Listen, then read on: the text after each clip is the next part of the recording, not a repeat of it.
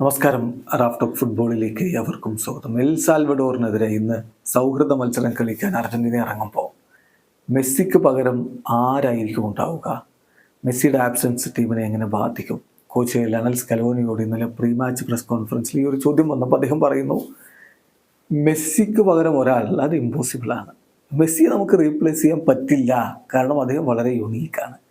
എന്നാൽ മെസ്സി ഇല്ലാതെ ഈ ടീം മുമ്പും കളിച്ചിട്ടുണ്ട്.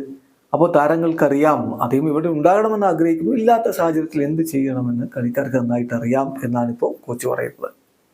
കോച്ചിൻ്റെ വാക്കുകളിലേക്ക് ഒന്ന് പോകാം.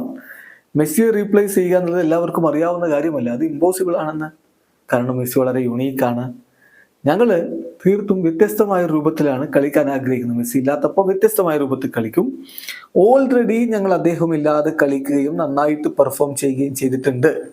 അദ്ദേഹം ഇവിടെ ഉണ്ടാകണമെന്ന് ഞങ്ങൾ ആഗ്രഹിച്ചിരുന്നു. പക്ഷേ ഈ കേസിൽ അദ്ദേഹം ഇല്ലാത്തപ്പോൾ മറ്റ് രൂപത്തിലുള്ള കാര്യങ്ങൾ ട്രൈ ചെയ്യാനും അതിലൂടെ ടീമിനെ മുന്നോട്ട് പോകാനും ഞങ്ങൾക്ക് സഹായകരമാവും.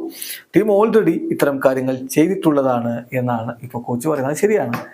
ഈ വേൾഡ് കപ്പ് ക്വാളിഫയറിൻ്റെ സമയത്ത് മെസ്സി ഇല്ലാതെ അവർ ബൊളീവിയക്കെതിരെയൊക്കെ കളിക്കുന്ന കാഴ്ച നമ്മൾ കണ്ടു. അപ്പോൾ അതുകൊണ്ട് തന്നെ മെസ്സി ഇല്ല എന്നുള്ളതിനെ എങ്ങനെ തരണം ചെയ്യണം എന്നുള്ളത് ഇപ്പോൾ അർജന്റീനയ്ക്ക് നന്നായിട്ട് അറിയാം. പക്ഷേ മെസ്സിക്ക് ഒരു പകരക്കാരനെ കണ്ടെത്തുക എന്നുള്ളത് ഇമ്പോസിബിൾ ആണ് എന്ന് തന്നെ കോച്ച് പറയുന്നു. ഒരു അവസാനിക്കുന്ന ഫുട്ബോൾ ലോകത്തെ കൂടുതൽ വിശേഷങ്ങളുമായി റാഫ് ടോക്സ് എത്താം.